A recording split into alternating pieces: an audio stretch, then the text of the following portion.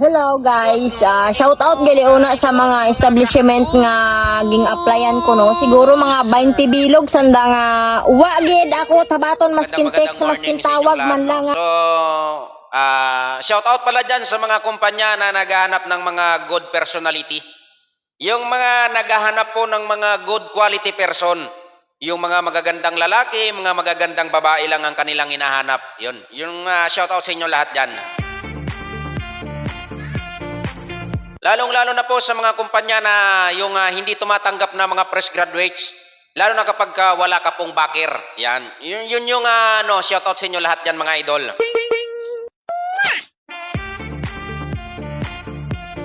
So kasi mayroon ako nga napanood na isang graduate ng college, 4 years course. Ito kapwa din namin to mga vlogger mga idol. Si Idol Monique, yan sa Altabas. Idol Monique, shout out sa iyo. Salamat at napanood kita. Lagi kang dumadaan dito sa wall ko. Masugid mo akong palaging nanonood ng iyong video idol. So, Idol Monique, saludo ako sa iyo dahil hindi ka sumusuko sa mga hamon ng buhay, kahit na sinasabi nila na ikaw ay mayroon kang kapansanan. So guys, mga idol, hindi naman yun ang batayan para makahanap ka ng trabaho. O yung pag-a-applyan mo na trabaho ay hindi ka pwedeng tanggapin. Alam nyo po yan mga idol. Kasi ganito yun Porkit ba mayroong kapansanan ng isang tao, hindi nyo na ito tatanggapin sa inyong kumpanya? Ano lang na prangkaro tao nga. Hindi, abe kami magbaton kay mo ma'am, ay may diferensya imong mata, hay libat. Na paaasahin nyo lamang ang isang tao para sa kanyang sarili? Bakit hindi nyo kaagad sabihin? Huwag nyo na lang paasahin. Kagaya nung iba dyan, may mga nag-a-apply sa trabaho. Ayan. Dapat hindi nyo na sabihin, i-chat kayo, i-message na lang kayo, i-email kayo. Personally ninyo. Di ba? Kayo nag-apply din kayo ng mga nasa front desk na yan, yung mga nag-i-interview sa atin dito. Yung mga nag-i-interview ng mga aplikante dyan, huwag niyong paasahin yung yung mga aplikante ninyo. Kapag hindi nakapasa, hindi nakapasa. Para hindi umasa yung mga taong nag-a-apply sa inyo. Ano ang gusto nyong kalidad sa tao? Ano ang gusto ninyong makita sa isang tao? Yung good personality? Yung quality, yung pagmumukha? Hindi quality sa trabaho ang ginahanap ninyo? Hay kundi makaray, gagilinit yun lang ako't anwang. Alinon ko baga akong diploma, akong 4 years course ay wa man lang ako ka apply man sa naobrahan ay mga mataas inyong standard. Hindi ka mo sa tao nga mahugod, honest, aning responsibilidad. Ano ron tawag karon? Aning basta responsable. Ano bang hinahanap ng mga kumpanya na nandito sa Pilipinas, mga ganon? Kinakailangan sexy ka at maganda ka, ganon? Kinakailangan gwapo ka at macho ka para makapasok ka sa trabaho? Sa mga kumpanya na ganyan, shout out sa inyo. Alam niyo po ba, hindi naman dapat ito ganito yung content ko dito kung hindi ko napanood si Idol Monique. Kasi nasasaktan ako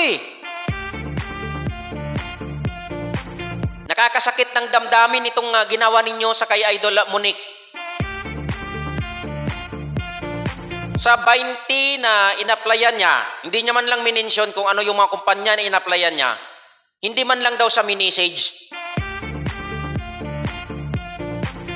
So saan ang puso ng mga Pilipino dito sa Pilipinas? Ang taas ng standard ninyo, alam nyo naman na fresh graduate yung tao, hahanapan nyo ng experience. Ano ang utak ninyo? Utak tuyo? Alam nyo na bagong graduate yan, bakit hahanapan nyo ng experience yan? Di ba kayo mga TANGE yata kayo Di ba?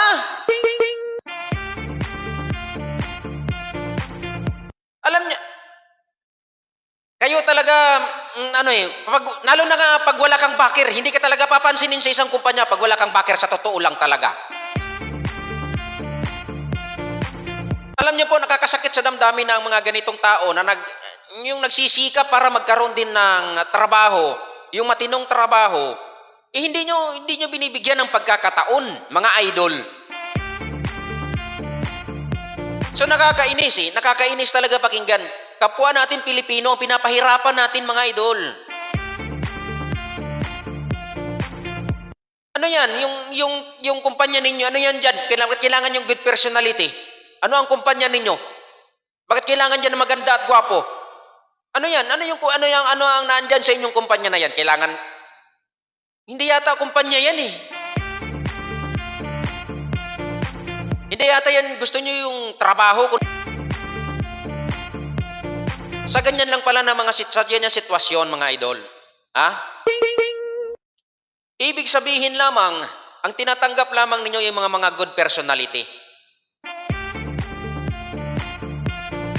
Ay, paano naman yung mga pangit na kagaya ko? Hindi na matatanggap pala ito sa trabaho? Ha? Hindi nyo na pala tatanggapin kapag ganito yung pagmumukha na kaganito, parang unggoy? Ano yan, mga idol? Mag-isip-isip kayo. Kasi kaming mga pangit, kaming may mga kapansanan sa pagmumukha, kami yung mga seryoso magtrabaho. Kami yung may dignidad. Kami yung may pangangatawan na hindi kailangang sumuko.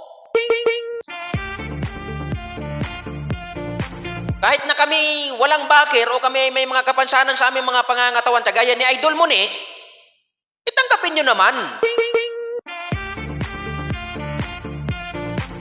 Bigyan nyo naman ng magandang respeto. Bigyan nyo naman ng pagkakataon yung tao na makapagpakita ng kanyang abilidad o ability. Hindi yung sa good personality, yung iba dyan, pasiksi lang, paganda lang ginagawa di ba? Kagaya namin, hindi kami lang ganun. Kahit ano gawin namin, dahil alam namin na bababa lang kami. Ay kayo, yung mga kumpanya na ganito, mga walang isip itong mga ganito no? Hindi marunong hindi marunong tumanggap ng mga tao na kagaya ng ganyan na mayroong mga kapansanan sa buhay. Nasasaktan talaga ako dito Parang kanina pa ako, napapaiyak ako sa sinasabi ni Idol Monique.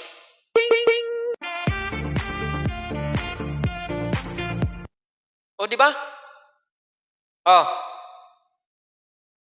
Ito, ipapanood ko sa inyo to, para mapanood ninyo, mga idol.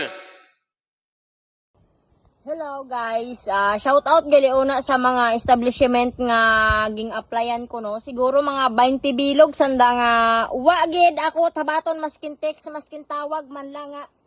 Abe, hindi ka mabaton, hindi ko maghinugat. Bukon nga, hampaon ka nga. Hugot lang mana mong text, among tawag mana hay hagod sa imong interview. Mauwan nyo lang na prangkaro tao nga. Hindi, abe kami magbaton kay mo, ma'am, ay may diferensya imong mata, hay libat. Buol ko undo inyong style nga haman, wa nyo akong gimbatuna ay dahil sa akong mata. Oh. Hay, kundi makaray, gagilinit yun lang ako't anwang. Alinon ko baga akong diploma, akong 4 years course, ay wa malang ako ka apply man sa naobrahan ay mga mataas inyong standard. Hindi ka mo sa tao nga mahugod, honest, aning responsibilidad. Ano ron, tawag ka ron? Basta, responsable. Na ta inyong obra. Wa ka mo gambay sa tao nga hindi ninyo pagbatunon ay papasapasahon ninyo it-resume. Huwag talaga naman among tawag, among text, haning mga buwog. Katas-taas yung standard, nag-school lang nga at college, agad baka trabaho, tapos hindi man nabaton, ay wa it experience. Magtinurong malanggali atong mata iya nga pagkatapos at graduate, ay hindi malang kita pagbatunon. Pero salamat gid ay wa ninyo ako gimbatuna sa tanan-tanan ko maging applyan hindi ko pag-i-mention.